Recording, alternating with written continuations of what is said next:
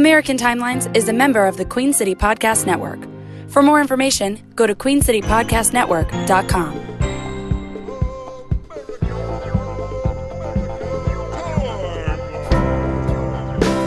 So now I'm obsessed with time. Come on, tell me about the time. Had it all in my head tonight. Had the time of my life when the words all come down like blues on. Welcome to another episode of American Timelines. I'm Amy. And I'm a bag of garbage. Okay, that's Joe. No, that's not. I don't want to. No, you're fine. We're moving on. Yeah, so let's jump right into where All we right. left off, 1971, I Well, believe. first, this is the podcast that brings you all of your interesting, nostalgic, and crazy events from pop culture history year by year. American Timelines, presented by History for Jerks. That's right. So, we are in the second half of 1971, Oh, yeah. and this is 1971 Part 2. Yeah. So if you did not listen to the first half, you might want to go give that a jingle. Yeah, and we'd like to And come on back. apologize for what that last episode ended up being because we both weren't feeling good. We kind of got sleepy, so Yeah. I just apologize. There's a lot of jokes I missed. I listened back. It's like, oh, Whispering Smith. Why didn't I say Yeah. something about that? That's Right. a funny thing. That would be funny. It was just a guy named Whispering Smith that just whispered everything he said. But I missed that joke in last Yeah. episode. I could have said that, and I didn't. Mm-hmm. So I'm offended and I'm upset with myself. So So we're moving on. Now we are yeah, going to do not every episode is a winner. Part you know? 2, 1971. So what's the first thing? How many episodes of Night Court were a winner? Some of them, like the That's ones where moving they, on, you know, trucking on down the where they road have to from do a that. million cases in one All night. Those are right. great. So, All right, but, so, okay, yeah. 1971. Yeah, jumping The right summer in. of 1971. Yeah, we talked about Jim Morrison dying, Yes. and Coco the Gorilla, Christy Yamaguchi. No. Okay. We talked about her birthday. No. okay. We're not. And then okay. Corey Feldman. Okay. I don't know if I said this, but on Friday, July 23rd, 1971, Yes. the Weeble toys were released. Weebles wobble, but they Don't fall down. I had the Weeble Wobble Treehouse. Weebles wobble, but they don't fall down. No, I swallowed a Weeble. I always called them Weeble Wobbles. Oh, we just call them Weebles.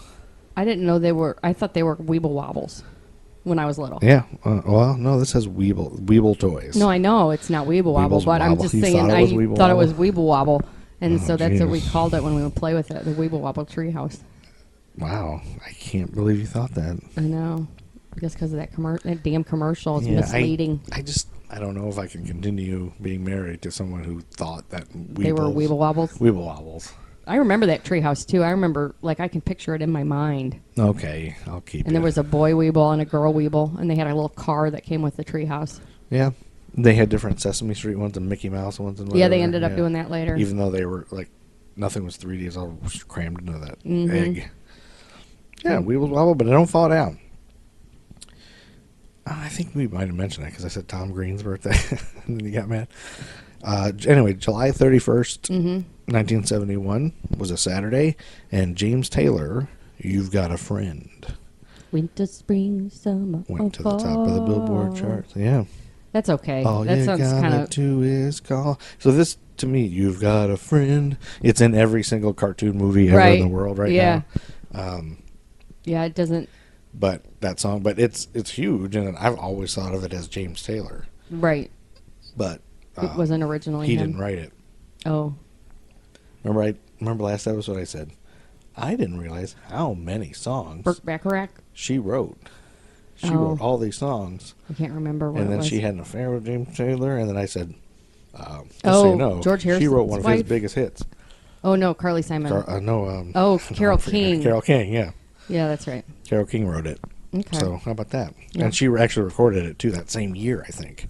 I think I remember her version. Oh, you do? Mm-hmm. I was not aware that was a thing. Yeah.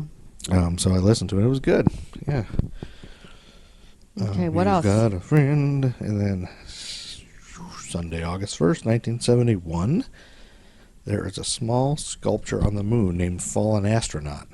Oh, did we talk about this? What? A small sculpture on the moon. There's a small sculpture on the moon named Fallen Astronaut, made by Belgian artist Paul van Hooydonk. Yep, you got it. And placed by the 100%. crew of Apollo 15. That's his name, Hooydonk? Yep, Mr. Hooydonk. Yep, it's an 8.5 centimeter aluminum sculpture created by Val Hooydonk. That's the best part of that whole story is that guy's name. Yeah. And that was the same day that the Sonny and Cher Hour was on. Okay. All right. Monday, Yes. August 2nd, Okay. 1971. Yes. The movie Billy Jack was released. Okay, so that's when it was finally released. Do I sound too loud to you? No. Okay, maybe it's just my headphones that are... But there we go. Maybe that's better. Okay. Billy Jack was released. Yes. That's when it was released. Okay. He was an ex-Green... he was an ex-Green Beret Hapkido expert. He's Haikido or something? Yeah, maybe it's spelled Hapkido. It's spelled with Hapkido. I don't know. That's what it says. This is from Wikipedia. Yes. He saves wild horses from being slaughtered for dog food and helps protect a desert freedom school for runaway. Helps protect a desert freedom school for runaway. For runaways? Probably. Yeah, it's probably a typo there. Well, Okay. Wikipedia, Yep. we can't use you anymore. You probably just copy and pasted it wrong. Oh, Dipshit. user error, you're saying? Yes, I'm thinking that's more likely. I think I copied and pasted it perfectly. No, I think... Anyway, let's Anyway, move on. whatever. That's not that... That's kind of boring. What were we talking about? Billy Jack. Oh, Billy Jack, that movie. Saturday, August 7th, 1971. Yeah. The Bee Gees take over the Billboard charts with How Can You Mend a Broken Heart? How can you mend a broken heart? Something like that. Yeah. You know what they're talking about? Why he wrote that? No. What that's... Is it a Victoria Principle? No. Oh, okay. No, it's the Bee Gees. I know. Oh. But he wrote that because they broke up. The Bee Gees Oh, brothers or whatever. yeah, Andy Gibb and yeah. Barry Gibb, I guess. Andy Gibb and Barry Gibb and there's another one, Robin Gibb. I think. Yeah, so they broke up. But they're brothers in a band. You can't break up. Your brothers in So a they band. sang You're a always... song about how can you mend And a then they broken got heart? back together. When they got back together, that was the broken heart. It was the broken heart of their friendship and their brotherhood being That's troubled. It's a little bit gay. It's kind of sweet. It's a little bit gay though. Yeah. Well, I guess. I don't know. Yeah, I don't know. It's an odd. That's a weird thing. It makes me. Because I think it's a girl. Like the song is like about a It's like a girl. girly thing. I don't think the Bee Gees is particularly tough. No, I guess not. Like, I think if they're really mad at me and coming at me like in a dark alley, I don't think I'd be afraid. I don't No, think. they're probably not. I mean, even if they had weapons, I'd be like, yeah, these guys, it's Bee Gees, they're not too tough. Which, the weird thing about the Bee Gees I think I is could that take them. Barry Gibb and Andy Gibb. Oh, they're all tall. We're actually They're pretty good looking on reach. guys, but then Robin Gibb, he looks like Gargamel. Like, he is, Poor guy. He He got none of the good genes. Oh my God, he looks like dog shit. I actually Very love good. when that happens.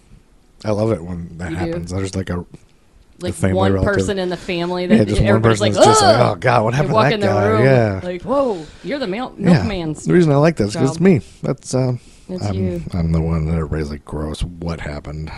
What happened there? Did Lynn have a fall? Did Hey, she now suffer some now let's spills while not she was bring pregnant? my mom's name into this. No, come on. Is that why there's something wrong with you?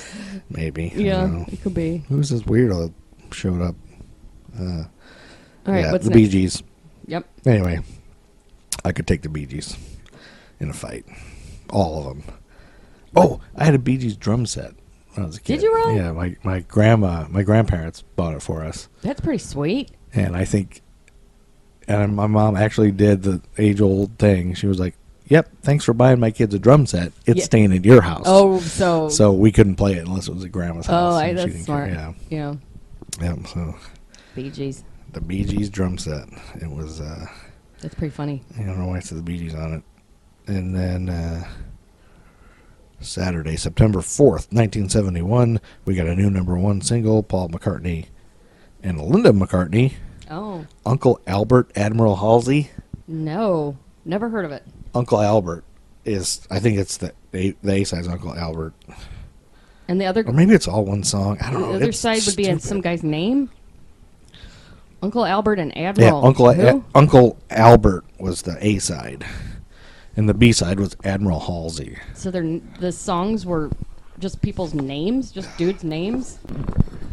Hey, it's me, All right. ASMR, Joe.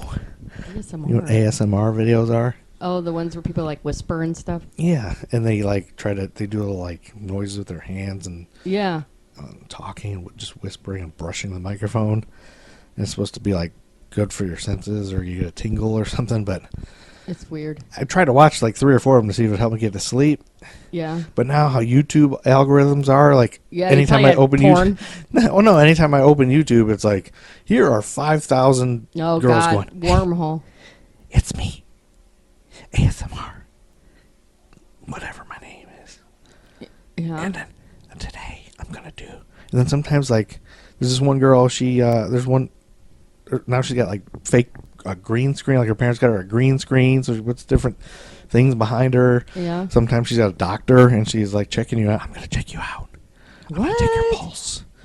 Now I'm taking your pulse. Now I'm Were you measuring you. masturbating while you were watching No, this? but I'm like, and she's like a teenage girl, so I'm like, there's gonna be creepos that are Oh, looking sure. at like think that's sexual or something. Of course. But it's not. It's just like making sounds, like stuff like that Yeah. over and over.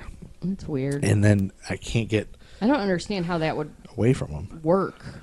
You can't get away from them. They keep showing up all over YouTube. Every time I open YouTube, there's like 20 of them. Because you looked at it for it once. Yeah, you look at one thing and it Yeah. like changes your. Yeah. Thinks that's all you like. I know. Like, I tried to join Pinterest. Oh boy. Somebody made me. I have to do it for a work project, and I don't get it. I've never got what Pinterest is. It's like a bulletin board. Yeah, and so we got on this bulletin board, and it's supposed to be brainstorming ideas for a festival, right?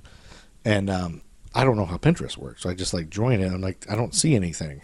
Oh. And it said type something you're interested in or something, so I typed chicken wings just to see. Oh, I was just trying to no. play with and see how it works. Yeah. Like, what if Well, I like that's chicken? all you're gonna see. And it was just a page filled with pictures of chicken wings, and I was like, okay, that's what do I do with this now? Like, each one you can click on, and it's a link to a web page. well, So if you're it's looking like for Google image recipe, search, I guess. so right? if you're looking for a recipe for chicken wings, that's what you would Okay. type in. So, well, here's my problem with it. So I clicked on one just to see what I can do with it, and then Yeah. I could pin it. It allowed me to pin it. It was like the only It's like a option. bookmark it kind of thing.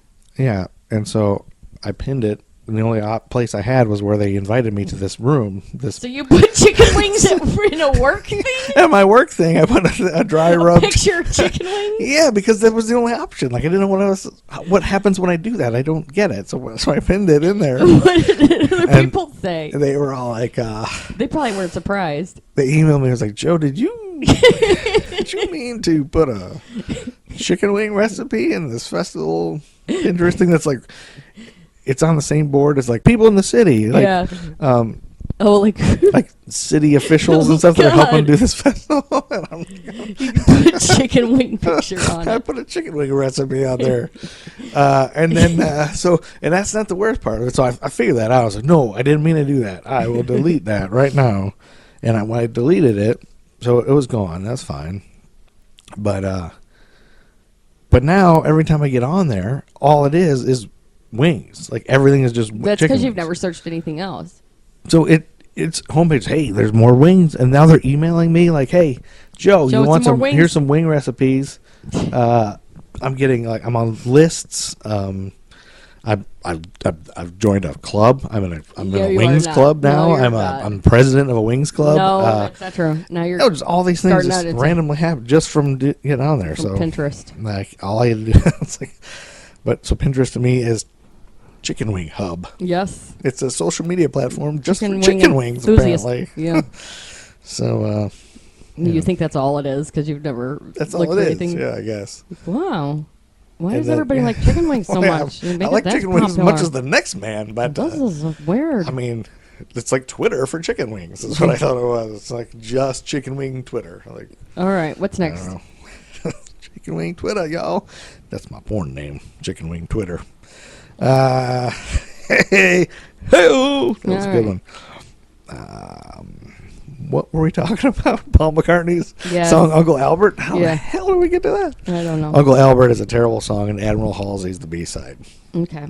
Saturday, September 11th, 1971, Sabrina, the Teenage Witch. Mm-hmm. And Help, it's the Hair Bear Bunch. Hair Bear? The Hair Bear Bunch. Remember the Hair Bears in the 70s? No. Both on CBS Saturday Morning. Yeah. And the Jackson 5, Mm-hmm. The Funky Phantom, and Lidsville, all on ABC Saturday Morning. These are cartoons. Sweet. The Jackson That's a 5 good cartoon. idea. This is when the Saturday morning cartoons began.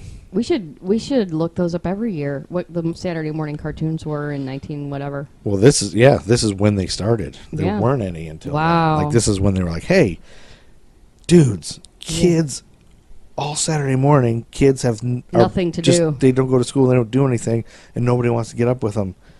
Just entertain them. And they will drive their parents nuts. Yeah, for whatever for shit. wanting to buy all this Yeah, stuff. that's right. Like, let's just put a ton of kids commercials, and we will. Toys R Us will be a boom. Yep. McDonald's is going to sell That's Happy right. Meals. That's exactly We're going to what sell happened. everything, man. And then we were like, shit, yeah, these cartoons are Yeah. great. And we all still are like, yes, these cartoons are the greatest thing in the world, man. Saturday morning cartoons. Yeah.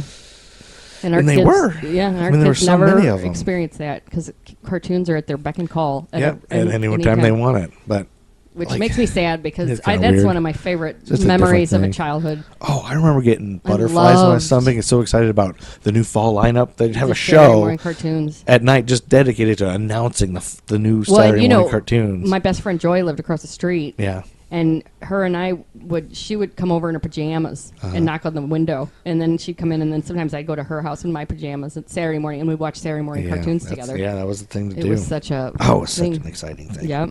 Saturday morning cartoons, y'all. That same Saturday, 11th, 1971, Yes. Donny Osmond takes Mm-hmm. over the Billboard #1 spot. Donny Osmond.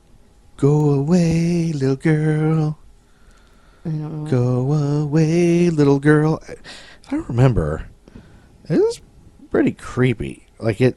The words, you mean? Yeah, they're singing about somebody, like a teenager having a crush on a grown man. The grown man's like, "Go away, little girl, Oh.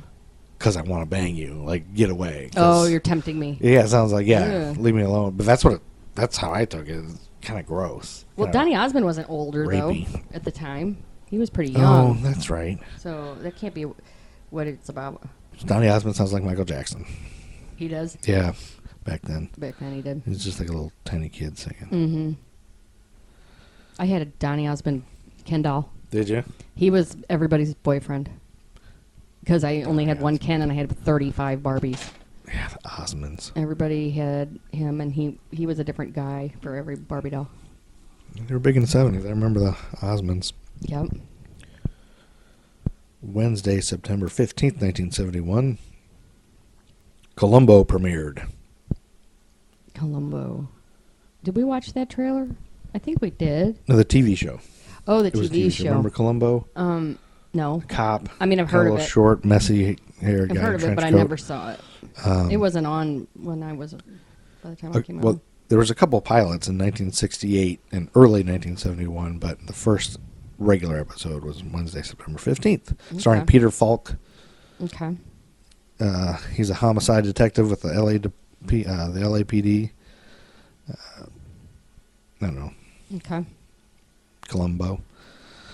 I had to start liking Columbo just because the Beastie Boys have a rap lyric about, You're ridiculous. "Hey, you watching Columbo?" So I had to what's Columbo? What is that? So I had to just You're so learn what it ridiculous. was. I didn't end up liking it, but I wanted to learn what it was because I thought, Because oh, of that. Beastie Boys, give them a shout out. It must be great.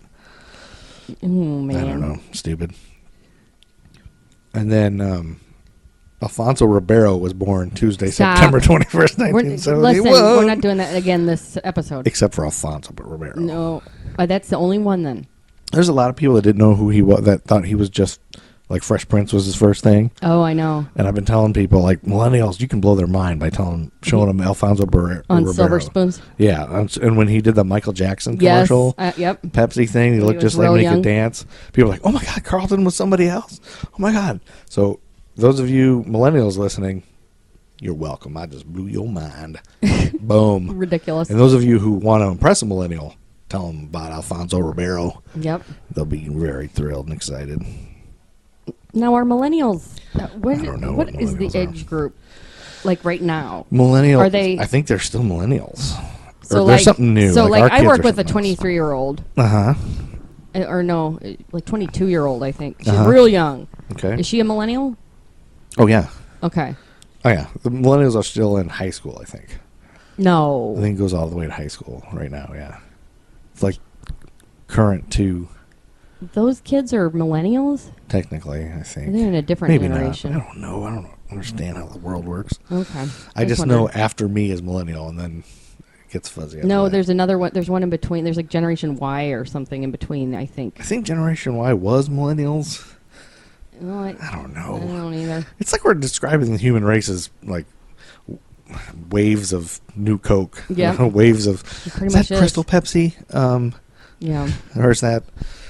What am I talking about? I don't know what you're talking I about. don't know. Okay. Soul Train premiered on Saturday, October 2nd, 1971. Soul Train. Yeah, I remember Soul Train. That was on Solid Gold. Sunday morning. Soul Train was on. Oh yeah, Like at 11 o'clock on Sunday morning. it's just like all these shows run together for me. Like I remember Yep. Solid Gold. I mean, Soul Train. I know Soul Train wasn't originally on Sunday morning, but I'm saying Oh, when I watched it. Oh, when we watched it, yeah, it might have originally been on Sunday. No, I think it not in the morning. I'm sure it was a night show. Well, I mean, or maybe I they shouldn't say that. replayed it in the morning or something. I think it was probably. Yeah, or maybe they put reruns. Yeah, later. I don't know though for sure. Yeah, who knows? But it premiered on a Saturday.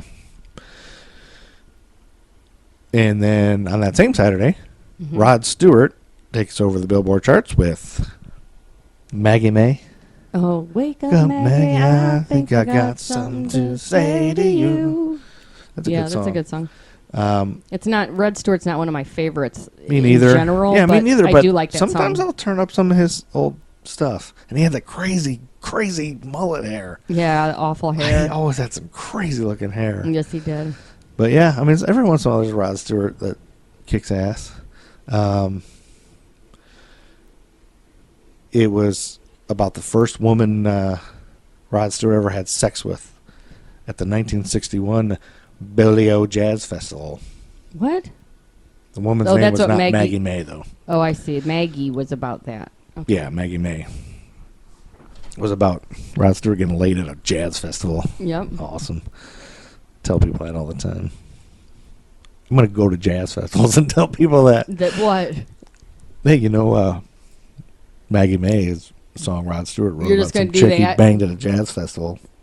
And what do you hope to gain from that? I don't know. I'll be at a conversation? jazz festival and be like, hey, Rod Stewart got laid at a jazz festival. Wrote Yeah. Maggie May about it. Yep. And But they might think I'm like hitting on them. Like, hey, I don't know what they're. it's okay to have sex yeah. at a jazz festival. They're either anything they're thinking it's not going to be good. Yes, maybe I won't. Whether it's that or whether it's just Maybe I this just- guy's a weirdo. Maybe I just won't tell anyone No. about Rod Stewart writing Maggie May about someone he banged at a jazz festival. All right, what's next? Saturday, October 9th, 1971, French Connection. Oh, that looks Was good. released. That's did supposed look to be good. really good. And we did watch this trailer. I've never seen it though. I should have seen it, but it's one of those movies that's like super famous that like Muppet's going to be like, "Oh my god, you never seen Yeah, that?" I'll be mad. Yeah, he'll be pissed. Yeah, he won't I talk haven't to me seen French for months. Connection. It's supposed to be the best movie ever. Yep. There's a scene where they chase down a drug dealer dressed as Santa Claus, and that's based on a real-life tactic used by Eddie Egan and Sonny Grasso. Okay. Where used by them where? On stakeouts in Bed-Stuy. Oh, okay. Egan and Grasso discovered drug dealers could easily spot undercover cops and would often flee the scene before the cops could arrest them. This is according to Wikipedia.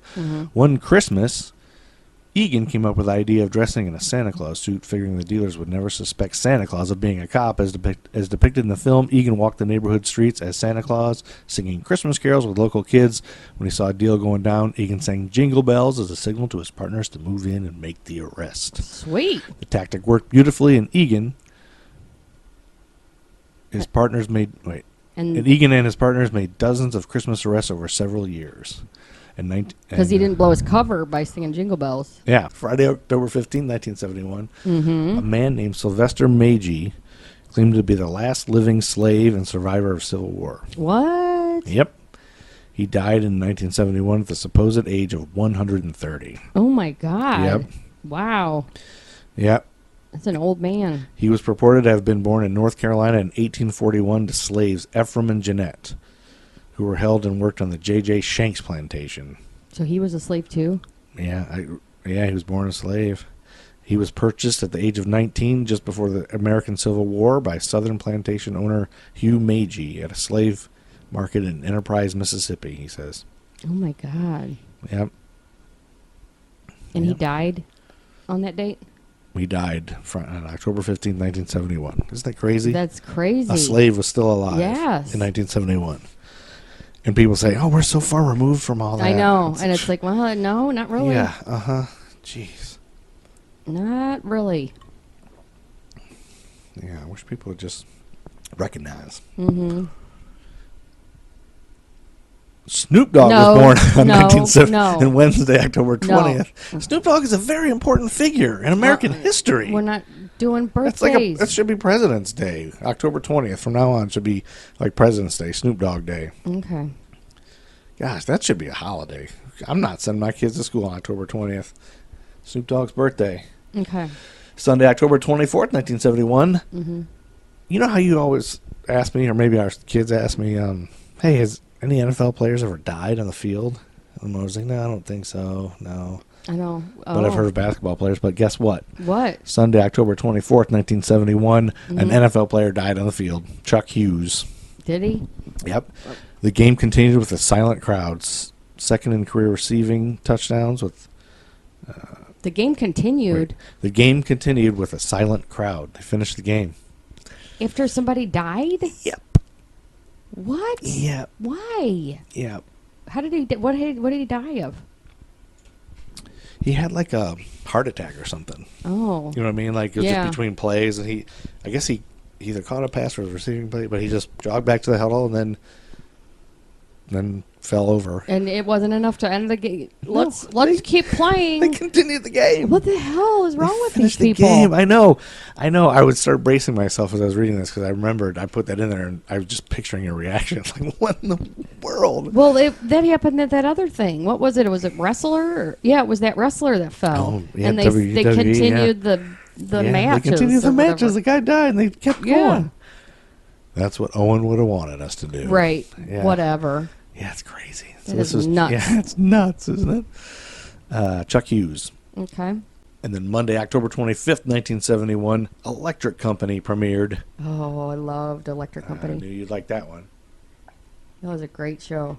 Yeah, it was. I remember all the parts. I remember the Spider-Man, live-action Spider-Man guy. Remember him? Oh, yeah. And remember those, like when the silhouettes of the faces would come out and say the parts of the words? Yeah, when the Spider-Man guy was there, I loved it, yeah. And Letterman, that cartoon. I can't. And Morgan Freeman, of Morgan course. Freeman was on Dracula it. Chia Rivera was on it. Yeah. Yep. It was great.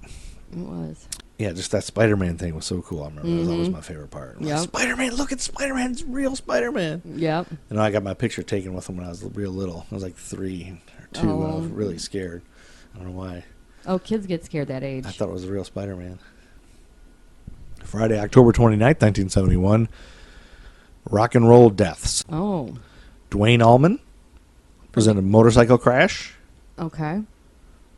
You familiar with Dwayne Allman? The Allman Brothers? Allman Brothers, yep. Yeah. He was killed right after the release and initial success of At Fillmore East, his album. Oh, okay. The band was on a break from touring and recording. Allman was riding his Harley-Davidson Sportster motorcycle at high speed on Hillcrest Avenue in the western part of Macomb. Macon, sorry. Macomb. The western part of Macomb. Macomb, Georgia. It's a French side. Western part of Macon. As he approached Bartlett Street, a flatbed truck carrying a lumber crane stopped suddenly in the intersection, forcing him to swerve sharply.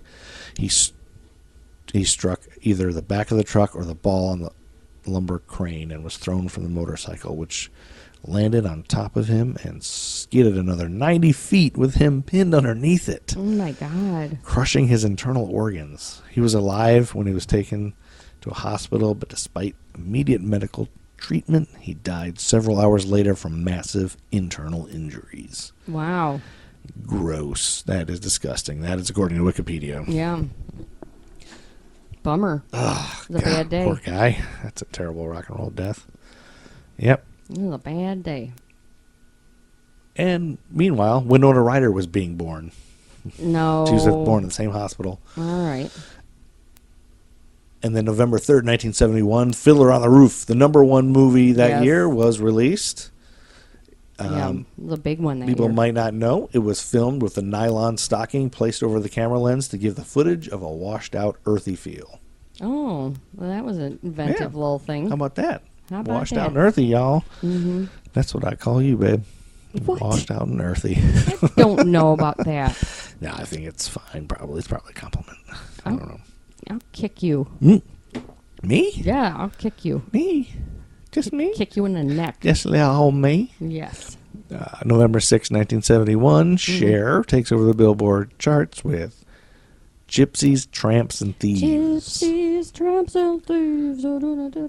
Yeah, I hate this song. What about you? Do you? I like it. I hate it. I really hate it. Yeah. It sounds like a circus. I don't know. I just hate it. I just hate everything about it. I can't listen to much of it. Like I'm like, That's when it comes on funny. the radio, I'm like, oh God, I can't flip next faster. That's so I don't know funny. why. Yeah. Gypsies, Tramps, and Thieves. You know, maybe I'm still just upset that they didn't keep the original title. What was it called? Gypsies, Tramps, and White Trash. No. It actually No, was. it Yeah, was not. according to Wikipedia. No, that's it was not Gypsies, true. Tramps, and White Trash. Look it up. You're lying. Look it up. Really? They changed it. Yeah. No, Yep. are you lying for real? I swear. Producer Snuff Garrett, he advised that the title Snuff. be changed, and That doesn't and even they changed go. it to Gypsies, Tramps, I and know, White Trash. Gypsies, Tramps, and White Trash. Kid Rock loves it. Yeah, he probably does. White Trash. Yeah. Sometimes I see people, I'm like, I bet you smell like Kid Rock. You just know they probably smell just like, and you can just know what Kid Rock smells like. Yeah. You know, we never get Yes. there, but God, you know that guy does Nasty. not smell good. Nasty. BO and weed, cigarettes. Cigarettes. Yep. Yep. All right. Anyway, you look like Kid Rock smells. That's what I say to people. Yipe. Tuesday, November 9th, 1971. All right. You have a story to tell, I baby. do. Wait, I'm gonna skip ahead to August 30th, 1972. Oh, you are? Yeah, I'm just gonna skip. Oh, wait. You're going to skip to August 30th, 1972? You mean the exact day that Tony Randall and Betty White were on Password All-Stars? Yes, it was that night exact day? Yep. Holy cow. In Westfield, New Jersey. Yeah? Early morning. Police report to a fire at 431 Hillside Avenue. Oh, no. There's a fire. This house was the scene of a grisly murder the previous year. Well, Chuck, I guess I got to go to this fire. Will you, too bad I won't ever know what happened on Password All-Stars with Betty White and Tony Randall because there's no VCRs. They haven't been invented yet. That's right. So Darn it. by I'll go to sunrise, this the fire. house was gone. Whoa. Completely gone. Yep, Completely that's burned. right. Okay. 10 months earlier, in the fall of 1971, it was this 19-room Victorian mansion was the dream home for the List family. Oh, nice. Sounds Yeah. cozy. John List is a 46-year-old accountant. 46, huh? So, Yep, and he was an accountant. And he lived there Sounds, with his wife, boring. Helen, 3 teenage children, and his 85-year-old mother, Alma. oh, well, now she's going to shake things up. Yeah. Well, You know, Alma going to shake some things up. List was a devout Lutheran, and, Okay. and he was viewed by the community as a devout patriarch of the family. Okay. Good. Brother he goes was- to church. He was very introverted and soft-spoken. like what you would expect an accountant. Real kind of stuffy. Oh, man. Now, we have a lot of accountant listeners, honey. Now, Well, we can't... Just the typical 1971 accountant. Yes. 71 accountants are stuffy and pieces of garbage and boring. Yep. You modern-day accountants, you guys make the fun happen. I love accountants. In the 6 years the family had lived there, there had been no indications of trouble in the family at all. Okay. No trouble. The week of November 9th, 1971, letters started to arrive at the schools of List's children, 16-year-old Patty, 15-year-old John, and 13-year-old Frederick. You mean those lists were being sent out at the same time Mod Squad was on? Mm-hmm. The episode where a used car salesman makes a deal with the devil? Yes. Huh. It's crazy. So, also the same day that Cannon, starring William Conrad, who was from Jake and the Fat Man, the fat guy, remember? He was on a show called Cannon, and here's the thing. Frank Cannon is an overweight, balding ex-cop with a deep voice and expensive tastes and culinary pleasures. Okay. He becomes a high-priced private investigator. At the same time those 2 days were on. Yes, right. So during that week, the school started getting these letters from John List, the father. He had written that the family would be going out of town for a few weeks to care for an ailing relative. Okay. So for those next few weeks, the mansion sits quietly, lit by interior house lights. Okay. Weeks pass, and slowly the lights in the house start to burn out. Right, as they would if somebody was not there. That's right. Okay. One by one. This started to arouse the suspicion of the police. So on December 7th, officers went to the house. What were the police worried about? Because he said he was going out of town, right? Yeah, but just nobody came back? It was weeks and weeks, and then the lights burning out. Yeah. Just, that was weird. Okay. So neighbors told the officers the family had gone on a trip, and they didn't know if John's mother had gone with them or not, or if she had stayed.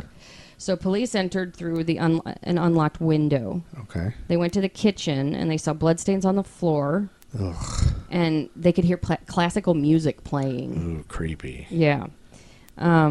They went into the ballroom, and they discovered several bodies and sleeping bags laid out in a neat row. It was Helen and the 3 children. Oh, God. John and his mother were unaccounted for. Uh-oh.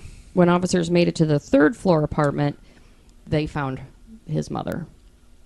And that's where she had been. She was dead? Mm-hmm. Yep. Is this what they based Psycho off of? No. Guy and his mom? No. Oh, okay. We'll get to that case later, all what they based that off of. Yeah, Psycho was before this, though. Yeah, that's a whole nother treasure trove of insanity. But anyway, in the office, they found a letter written by List to his pastor 4 weeks earlier. Mm-mm. In the letter, in a very detached tone, he took full responsibility for the murder of his family. He wrote he was facing bankruptcy, and he killed his family to spare them the sinful effects of poverty. Oh, it's the righteous thing to do. I see. Yeah. I get it, yeah. He ended it by saying that mother's in the 3rd floor hallway. She was too heavy to move.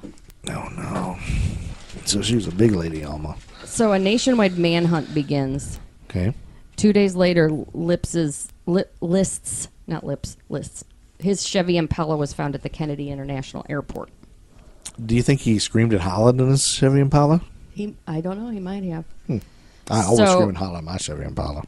For 2 decades, the letter he left would be the last he was heard from. Really? Yes. Nobody found him? No. They never found him. Now listen. John List was born an only child to strict immigrant parents. Okay. From an early age, he was taught to be a good Christian. Wait, you talking about immigrant parents that are like, you're saying aliens that can make somebody disappear? Is that where you're going back to No, this? no. I'm just talking about his... After high school, he enlisted in the Army, and he saw heavy combat in World War II. So that could have caused... Yes, yeah. That'll mess you up. When he returned home, he went to college and moved to Virginia, where he met and married Helen. Okay. Beautiful Helen. According to List, she falsely said she was pregnant, which was why they married. Oh. He was deeply repressed, unable to express his emotions. In 1958, he started a series of accounting jobs, but he was let go each time because there was something about his personality. Ooh, gosh. I wonder what places those were. So in 1965, he was hired as vice president of a bank. Oh, and that's okay. when he bought the mansion. A vice president of a bank after not being able to find a job I know. and all being laid off for being a crazy person. That's Hey, right. let's make that guy our vice president. That's right. And that's when he bought that mansion upon pressure from his wife. Well, you're always pressuring me to buy mansions, but I ain't giving in. List and his wife, who drank to excess, were often at odds. Pressure was increased by the presence of List's overbearing mother. Yeah, that'll happen. 1966, List was fired after 1 year, and that's the start of his psychological downfall. He had hid that from his family. He would get dressed and leave for work each morning. He began to resent his family. You know, how come they never call anybody else overbearing except for mothers? Like, fathers are never overbearing, are they? That's true. Yeah, they don't. They have other words for when they're being that fathers, or they're strict abusive or whatever, something. Overbearing, it seems like. As a woman, it's like a sexist term almost, or I something. think, Yeah, maybe it's not. I don't know. So He's an overbearing mother. this went. He began to resent his family, and the resentment grew as he went through a string of unsuccessful jobs for the next 5 years. So eventually he was facing bankruptcy. He thought suicide was a mortal sin, and his pride prevented him from leaving the family, like abandoning them. Yeah. His religion, in his mind, made poverty a sin. So he saw no other choice but to kill his family and send them to heaven. Oh, my gosh. Yep. And then he would go to hell to send them to heaven, right? Well, no, he thought he Was would such be a righteous forgiven. thing, His so sins he'd would be be forgiven, yeah. Gosh, man. So psychologists say he has obsessive-compulsive personality disorder. Okay. And he repressed problems and dealt with things in a cold, clinical way. Yeah. So That's a shame. Just not a... they did catch him, finally. No, they did? Yes. I thought you were going to say they never did. Nope, I was kind of leaving it on the hook for Oh, you you're trying to leave it on the hook only to say, okay, I was lying. They did catch him, and this is his account of what When did happened they catch him? that day. They caught him in... Hold on, I was going to get to that part later. Oh, I'm sorry. You can say you'll find out later. June 1st, 1989. Oh, they caught him the same day that Mike Tyson and Robin Givens got divorced? Yes, that day. That day. I That's remember when that day all the time. So this is his account of what happened. Okay. So that morning, on November 9th, 71, the morning that they got murdered, Yeah. he went down to breakfast and ate breakfast with his kids and sent them to school. Okay. He then went to the garage and got his guns ready. He came back in, and his wife came into the kitchen, and he shot her in the head. Wow. Then he went up to his mother's apartment and killed her. Gosh. Then he went back down Alma? to clean up the mess. Well, she was overbearing. Yeah, that's true. So she deserved it. So no, I'm kidding. Just kidding. Overbearing mothers of the world. He went back down to clean up the mess before his children came home. He dragged Helen's body into the ballroom, and then he wrote the letters to the children's school saying they were going on a trip. Then he went to the bank and withdrew $2,000, and then he went to the post office to send the letters and stop the mail. Okay. After returning home, he made a sandwich. Oh, yeah. Tuna? Yeah, probably. You gotta have a sandwich. And waited for his children to come home. 16-year-old Patty came home first, so he shot her in the head, then moved her to the ballroom next to her mother. Just as she hadn't come home first. 13-year-old Frederick was next. Oh. Then he went to pick. Frederick? Then he left to pick up John at school, and they came home together. And the list shot him, and John was the one who he kind of jerked around and stuff, and so List shot him 9 more times. Oh gosh! Everybody else was just shot once. I feel like was this on an episode of It was. There is a Forensic Files. Forensic Files? Because Yes. this I remember seeing some videos, Seeing pictures of them in the ballroom. Oh man! So he moved And John. Again, I don't get it. Like, Yeah. why spend all your time with your stomach turning to stuff like this when you can watch two fat naked guys with dolphins on their heads? What? What are you talking about? You didn't hear that thing when No. I don't know, it was on America's Got Talent or something. They broke into the TV to announce John McCain's death. Yeah. And there's a YouTube video where somebody was watching it and they recorded it. That they broke into America's Got Talent, so they're like, the nation mourns as we have lost American patriot John McCain. Yeah. Now back to your regular scheduled programming. And It's it two was big fat guys. Two shirtless fat guys with dolphin masks on, like making out like with each other. Oh my god! It's like, only in America. It's like that sums up what's wrong with America. Like that's everything. Yes. We return you to your two big fat shirtless guys with dolphin masks on. Oh my god! America, enjoy that. Oh, that's funny. Yeah, it's so funny. It's man. Like that's what's going on. So he moved John, and then he cleaned up. He ate another meal. Okay. He then went up to bed. Gosh. All these dead people, and he's just going about his day. And he goes to bed, and he says he said he slept better that night than he did the night before. Can you just imagine the plethora of warning signs that this guy was probably giving off? I would that think. Everybody just ignored. Probably. I would think they had to. If you're gonna do something like that, it's those real quiet. You know, they say it's always the sneak quiet ones you gotta watch. Yeah. But real quiet and mild mannered. I love the quiet ones. Those are my favorite people. It's all building up inside until they explode. Yeah. So the next morning, don't explode, little guys. he prepared his getaway quiet car. guys. He prepared his getaway. He set the thermostat down to 50 degrees to keep the bodies from decomposing, he thought. He turned on all the lights in the house. Just these thoughts that have to think of this. And he turned the radio on to classical music to make it look like people were home. Oh, so people would just go, okay, they're fine. Yeah. Finally, he wrote the letter to the pastor. It was nearly a month before police found the letter and family. But by then, List was 2,000 miles away. He went out west to Denver and changed his name to Robert Clark. He got a job as a cook in a hotel and gradually assumed his new identity.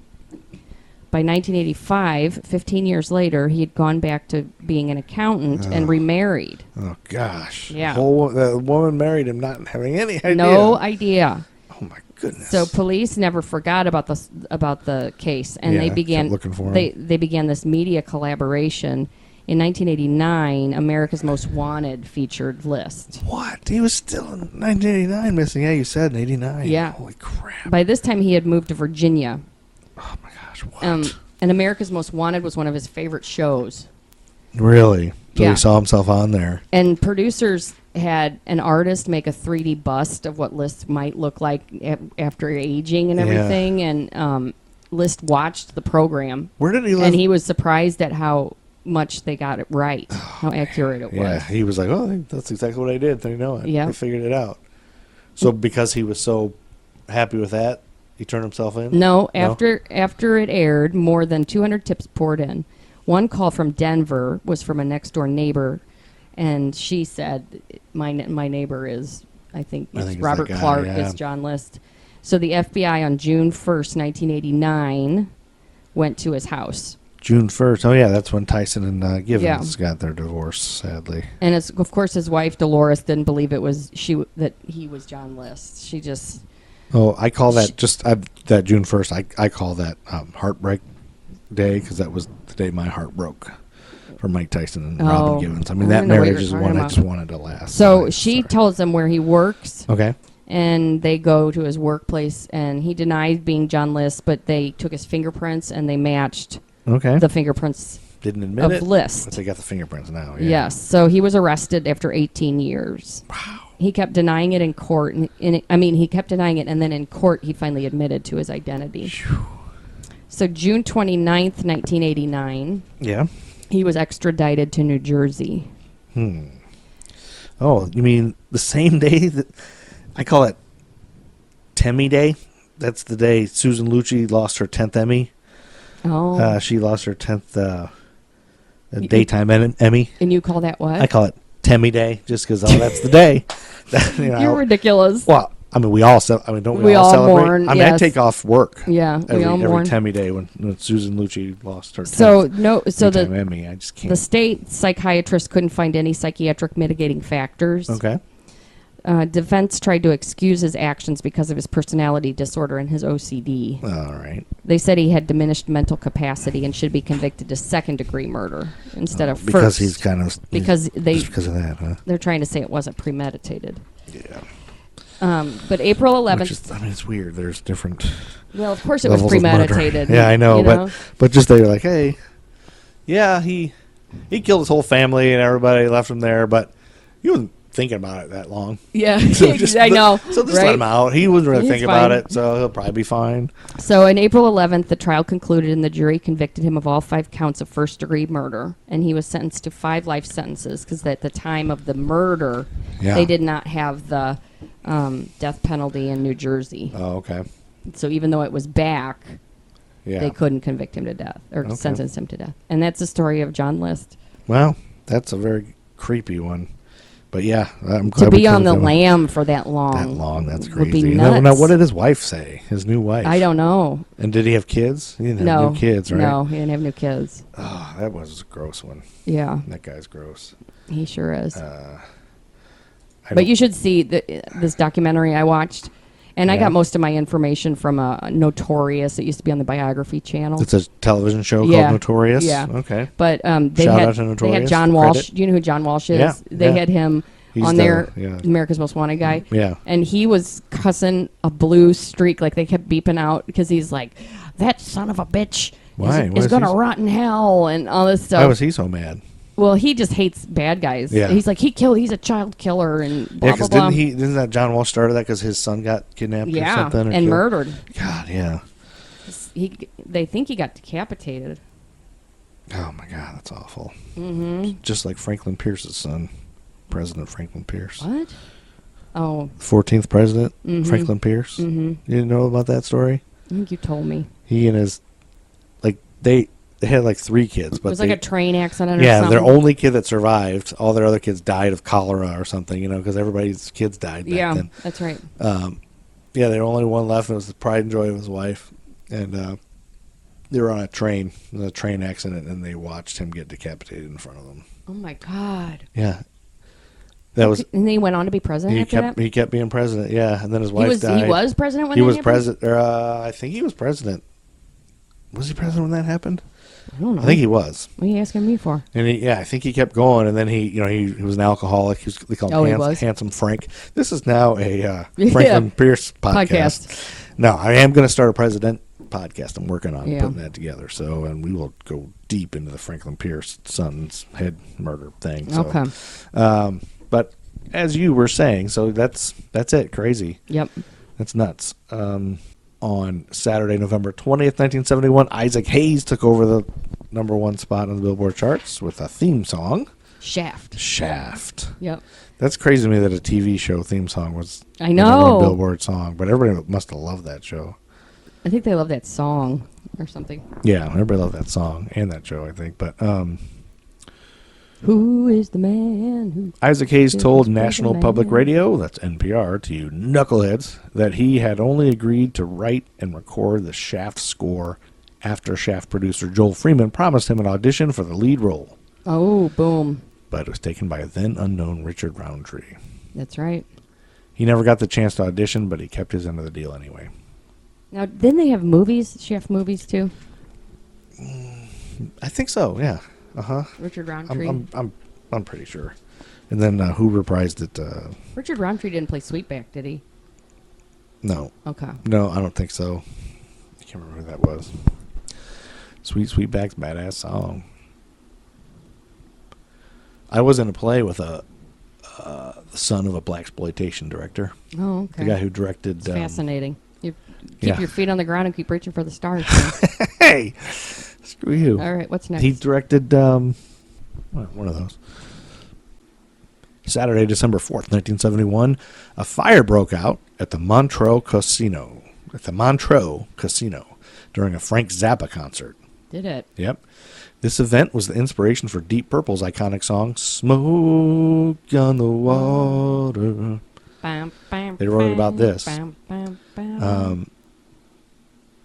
It was the casino was burnt down after a fan had set the venue on fire with a flare gun. Whoa. A recording of the outbreak. So that wasn't an accident.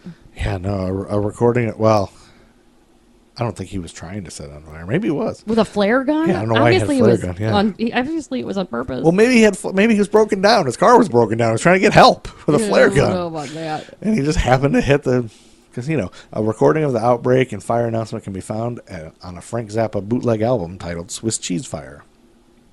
Oh, really? How about that? Not a big Frank Zappa fan. Yeah, I don't really listen to Zappa much either. Right? Yeah. No, me neither. Now, Dweezil No. and Moon Unit. There's a couple other ones, I think. Saturday, December 4th, 1971, then Sly and the Family Stone, Family Affair, takes over the number one spot in the Billboard chart. It's a family affair. I liked a lot of Sly Stone, but this wasn't my favorite. Yeah. It's all right. It's not bad. Do you know who the members of Sly and the Family Stone are? You know, it's a whole family. It actually is a family. Is it really? Yeah. I guess I never knew that. I didn't really know much about them either, but I looked it up a little bit. They're from San Francisco. Mm-hmm. They formed in 1966.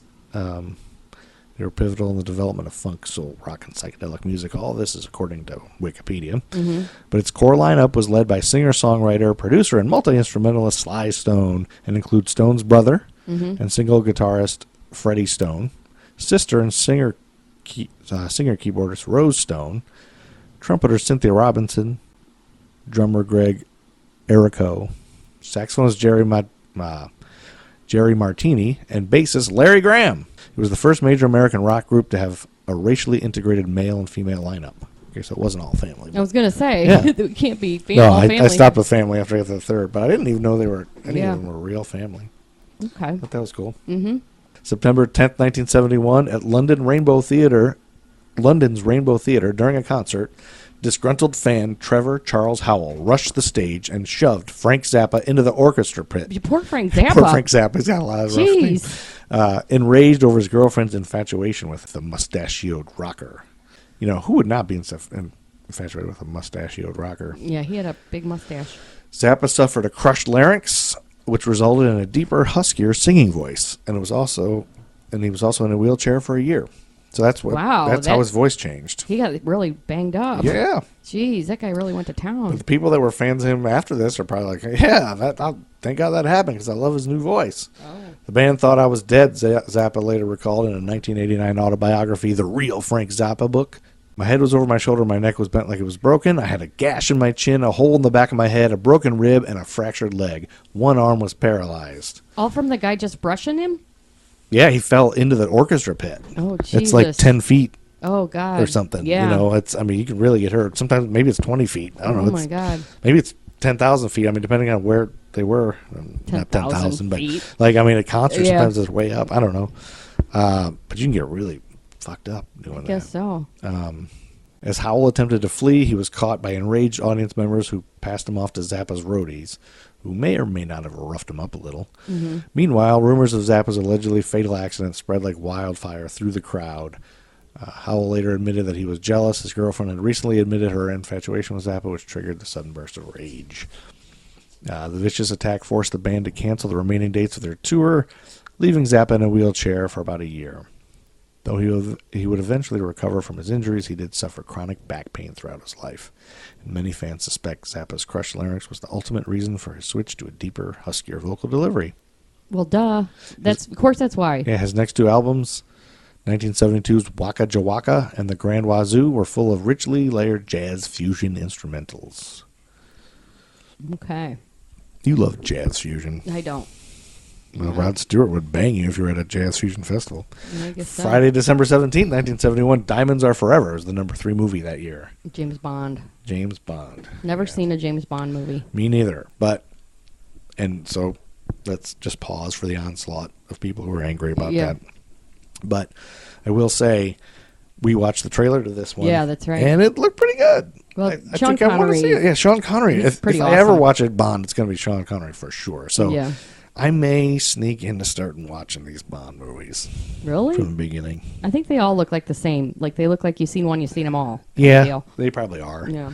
But there's so many references I've missed out on. Like you've seen one bag, you've seen them all. Yeah, what's the gold pussy or whatever? There's all these things that people talk about that I don't know because I've never watched any of them. That's right. Yeah, I just never was interested in a rich guy superhero.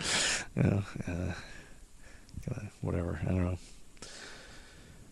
So Frank Zappa got fucked up. And then, Thursday, December 23rd, 1971, Dirty Harry was released. That was the number 4 highest grossing movie in 1971. I don't think we watched that trailer. No, I guess we did. Dirty Harry, yeah. I guess we didn't. I haven't seen that either.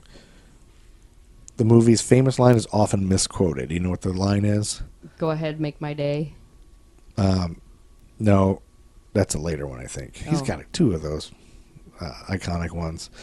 But it's a lot of people misquote the line as, "Do you feel lucky, punk?"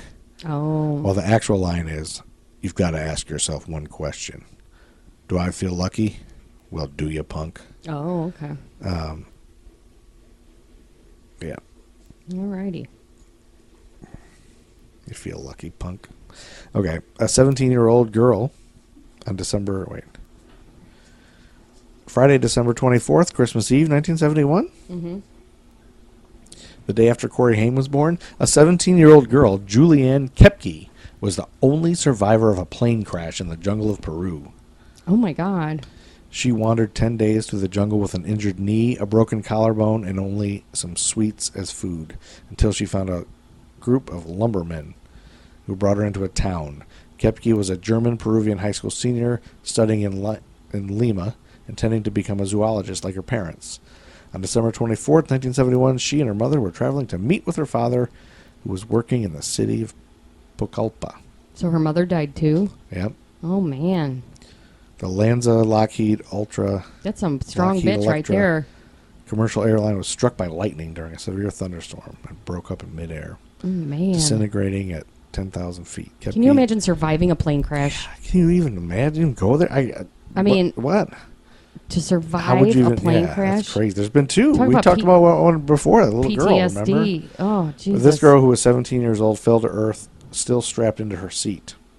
Oh, my God. She survived the fall... Yeah, she survived the fall with only a broken collarbone, a gash to her right arm, and her right eye swollen shut. She was definitely strapped in the seat. Holy crap. She said, "I must have turned and buffered the crash, otherwise I wouldn't have survived." 10,000 feet.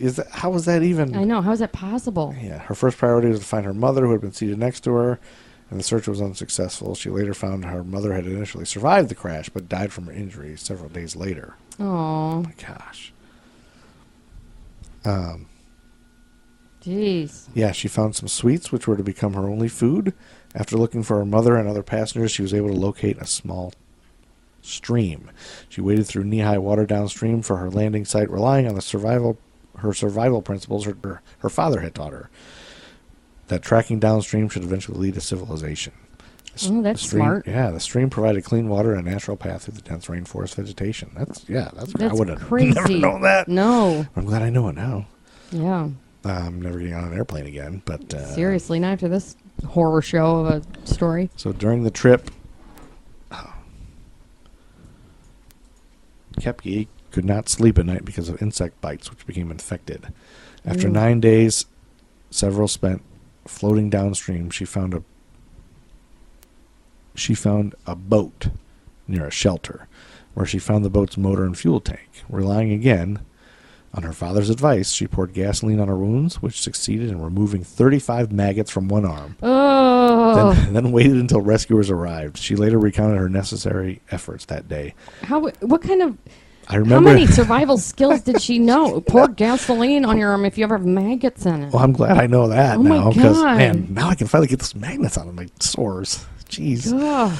How many... Maggots. How extensive was his education of survival skills she said, to get to that chapter? That's crazy. I remember having seen my father when he cured a dog of worms in the jungle with gasoline. I got some gasoline and poured on myself. I counted the worms when they started to slip out. Ew. There were 35 on my arm. Oh. I remained there, but I wanted to leave. I didn't want to take the boat because I didn't want to steal it. Hours later, the lumbermen who used the shelter arrived and tended to her injuries. Right. Yipe. Hours later, the lumbermen who used that shelter arrived and tended to her injuries and bug infestations. The next morning, they took her via a 7-hour canoe ride down the river to Lumber Station. Wow. In the Buena Vista district. With the help, I think you can hear our dog puking on this podcast. No, he was just tip-tapping around. With the help of a local pilot, she was airlifted to a hospital and her waiting father. Wow. How do you get to be a lumberman? I don't know. It's a good question. Is that just the word of a is that just a lumberjack? Yeah, I think so. In whatever language I got this from Wikipedia. Whoever put it on there. Okay. And then that was Christmas Eve. Merry Christmas, honey. Merry Christmas. Merry Christmas. Oh, my God. Got you some maggots. Yes, here we go. Sorry, it's all I had. Some I had gasoline. 35 of them, though. A lot of maggots. Here you go. There's a big special on maggots at the store. And then Christmas Day, Melanie takes over the Billboard charts with Brand New Key. I got a brand new key. You got Pair a of brand new roller pair of skates. roller skates. I got a brand new key. Yeah, I remember that. I broke into your house and stole your mother's jeans. Or something like that. Something about breaking in your house or going by their house. I rode my bicycle past your window last night. You really jamming out to that song. Yeah. Yeah. Well, it's the end of 1971, and she's also the beginning of 72, so I don't have to really know that. No, so, Melanie. Yeah, Melanie's the best. I listen to that on repeat in my Prius with my shirt off. I don't think you do. I do, and nobody can deny it. But now we've come to the part where we have to give our corrections and apologies. Wait, what about my toys? Oh. I got some toys. Toys? What about my corrections? All right, so you have toys and I have corrections. I got some Barbie stuff that was going on in 1971. Okay. Malibu Barbie started in 1971? Malibu Barbie. She was beach ready. Now that's famous. Yes, and then also she had a fashion boutique. Ooh. And came with jacket and pants set, nightie, dress and accessories. And they had these on-the-go cars. Hey, I don't know about you. Maybe it's just me being a guy, but I just did not have the patience for trying to put clothes on those damn Barbie dolls. When did you even try? Putting a shirt on is impossible. Or action figures that size, I guess. Yeah. Or, when you're a kid, as a boy, there's girls next door. Like, we played every once in a while. I played with the girls next door, and they had Barbies, and they always want to play Barbies. I'm like, all right, but I just get so frustrated. Like, I can't get this shirt on. Yeah, it takes practice. I don't know how to put his pants on. Like, I don't. Yeah, it takes practice. He doesn't even have a gun. Like, I don't want to do this. Like, I have a gun. to do this. There was a Lego house building set. Super set includes roof tiles, working door, garage door, miniature car, and wheels. Oh, that's nice. There like was somebody. Maybe, those toys are like getting kids ready. Like, here, fix this leaky roof. That's right. And now you can get it on our real roof. Then there was an NFL electric football game.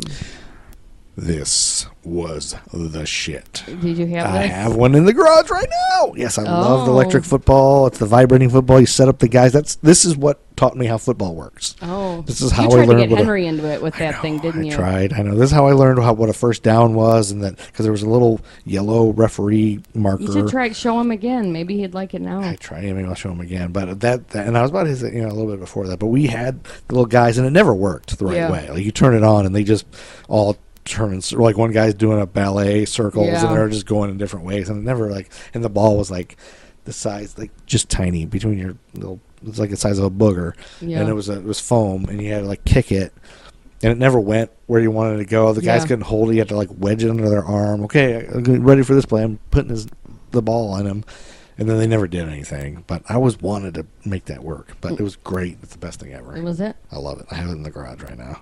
Now these were popular. The next few are popular. They weren't invented, or this wasn't the year they premiered. Okay, this was just a popular toy. Okay, all right, I guess we'll take that. Because I did some extensive research, and it was definitely not when they were like first. Came out. Yeah. The Etch-a-Sketch was a big popular thing, which I never ever got into that. Like It's hard, very hard, so very hard. Frustrating. Yes, very frustrating. And you get carpal tunnel with the stupid thing. What if all you had? What if you're trapped? What if you died? What if you survived a plane crash? Yeah, you're the only survivor. Yeah, the only things that survived was an Etch-a-Sketch and a Rubik's cube. Oh my God! And I would shoot myself in the head. Is that the worst thing ever? It would. Rock'em Sock'em Robots. Yep. And we had that. It never worked good either. The game of Battleship, which I used to enjoy that game. Yeah, that's good strategy involved in that Battleship. game. Yeah, we always played Strip Battleship. There was a game of Operation, where the guys got the red nose and you get the stuff out. No use for that game at all. No. There's not one thing about that it's appeals pleasant to me. Yeah. Makes that big noise. Let's have an electric shock. So let's add that right along with the Rubik's Cube and the damn Etch-a-Sketch and the fucking Operation game. Where it's like, why would you want to be shocked? If you don't get shocked, it just lights up.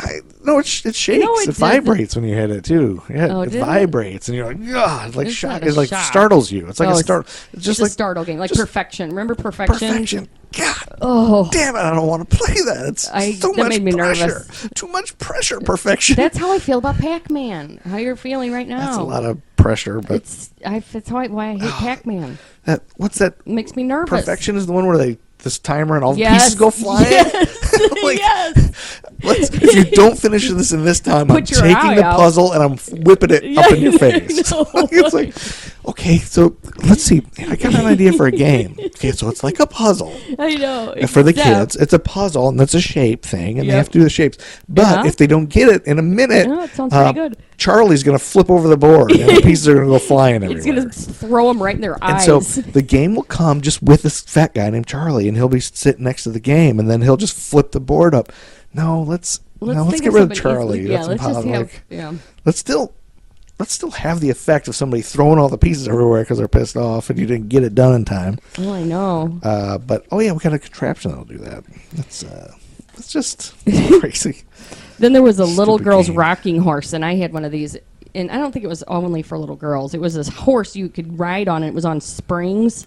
Yeah. On the four corners of it were springs. Oh, yeah, like a rocking horse. Okay. Bounce up and down on it. Yeah. Mm-hmm. I used to have one of those. Yeah. There was you had a pony. Yeah, kind of. Oh. There was a candle sculpture making kit. Make and sculpture your own candle sculptures, including white-eyed owl, primitive tiki statue, decorative mushroom. Set includes 4 reusable molds, 2 pounds of wax, wicks, and a special melting pot. That'd be something at the toy store I would have been like, see, Mom and Dad, do not this. No. Never get me this. No. I don't want that. I never want that. Well, why is that a toy? Why is that even a thing? Why is it? That is a dangerous toy. Yeah. Playing with melted wax. Nobody gave a fuck in the 70s. Kids could play with that. I had a wood burning set. As a kid, we were kids walking around. There's a fucking wood burning set. I don't know how we didn't burn the house down. Well, and I love that. Are you kidding me? I love that it's got play with fire. A primitive tiki statue and a decorative mushroom. That's so 70s. Yeah, that's definitely mushrooms. Might as well just on the wallpaper and stuff. Tiki and tikis. Yep. That's funny. And the last thing was Spacewalker shoes. And they made it seem like you're walking on the moon with built-in dual springs, and it's basically shoes on it big looks springs. Like cartoon character, springs on shoes. But it's a real thing. Yeah. I never thought that was something that would really exist. That kind of worked, right? Oh my God, that would have been so dangerous. It's another one that would have nobody gave a fuck in the 70s. Nobody gave a fuck. Just like we talked about, like back children. Yeah, like. I know I burned myself on that wood burning kit so many times. And I was like 3. I shouldn't have a wood burning kit. That's not or access to one. That's crazy. Are you ready for this is fun. That's funny. Corrections and apologies? Yeah, well, so this is for 1970. Mm-hmm. Not necessarily the last episode. So in 1970, we had a quick discussion about B.J. Thomas. Mm-hmm. And I thought I couldn't remember. I was like, the raindrops keep falling on my head guy. Yeah. And I was like, I know it was a sitcom song. And you were like, no, what are you talking about? And I was convinced it was I think Golden Girls, but it wasn't that because that was a remake of a Andrew Gold hit. But it was Growing Pains, B.J. Thomas. I can't believe that. And it was a duet, Growing Pains with him, and he wrote it though, and he actually performed it like in bars and stuff. He would? Yeah. He would, and with different women. It's like there's like concerts with him and special guest Jennifer Garner, and she's singing the girl part. Not Jennifer Garner, but I was gonna say somebody that was kind of famous. But so B.J. Thomas is a sitcom guy. That was right. No, that was it. All right. The only other thing I had, let's see. Oh, Andy did correct me. My brother Andy listened, and he's a music aficionado. So also in 1970, I mentioned that, I guess I said, I don't recall saying this, but I believe I did because he wouldn't have told me otherwise. I apparently said that Venus by, who sings Venus? Shocking Blue, singing the original Venus. I said that was on the Guardians of the Galaxy soundtrack. Oh, okay. And it's not. Oh. And I don't know why I would have said that or why I thought that was on there, but I surmised after talking to Andy last night, and I was like, I don't remember saying that or why I'd think that, but Blue reminds me of something, and I looked, there was a not a Shocking Blue song on there, but there's a Blue Velvet or Blue, some other band, Blue in their title. Oh, so and that's what made you think of that? Maybe that's why I thought it was them. I don't know. I don't know why I thought that song. I don't know. I don't even remember saying that, but I must have said it, so I'm apologizing for saying it. I was wrong, and I don't know why. He said, wrong. Yeah, he said it must have been in your notes about the Michael Jackson 5 song. Okay. Whichever one that was, which was on the soundtrack. But I looked, it wasn't in my notes at all, so I just freestyled a completely wrong thing that I don't know why I would. We never do that. What are you talking about? That never Yeah, happens on this show. That's right. Oh wait, that's kind of the name of our show. Yeah, Freestyling wrong things. No problem there. Yeah, that's true. Nothing Nobody out of cares. formula This there. is just to have fun. This was a train wreck. Yeah, we're just trying to have fun. All right, Put so this in the, I wish if Trainwreck was a category on podcasts on iTunes and Stitcher, we would be in the Trainwreck Yes, we category. would be. So thank you for listening. Yeah, and man, we love you Make sure you guys. subscribe. Thank you Hit for the listening. subscribe button on your phone. Yeah. That's how we supposedly get more Yeah, listeners. and they say if you can all rate and review it. They And say rate and that if you review, do that, yeah. that helps get in some kind of algorithm. Because I think we're stuck at like 21 reviews. Yep. So I think we can't go anywhere unless everybody just reviews us. Not That's that we're right. going to go anywhere anyway, but You never know. who So- cares? Yeah, we don't need to go anywhere. We're cool right here. That's right. But I guess, I don't know, that's what you're supposed to say and do. So do it, I guess. All right. It's time to get out of here, Chuck Berry. It is time. Oh, Chuck Berry's in here again? Yep. He's in here again. Well, maybe he should stop filming us in the back. Chuck Berry's in here again. In my toilet. Okay. Chuck Berry. Oh, hello, Chuck Berry. Nice to meet you. All right. Oh, what? Oh, you have a #1 song on the Billboard charts? Not right now. No, that's next year. Next Oh, episode's a little year preview. We get to talk about Chuck Berry. Yeah, we'll talk about Chuck Berry. Woo-hoo. Anyway, get out of here, Chuck Berry. All right. Get out of here.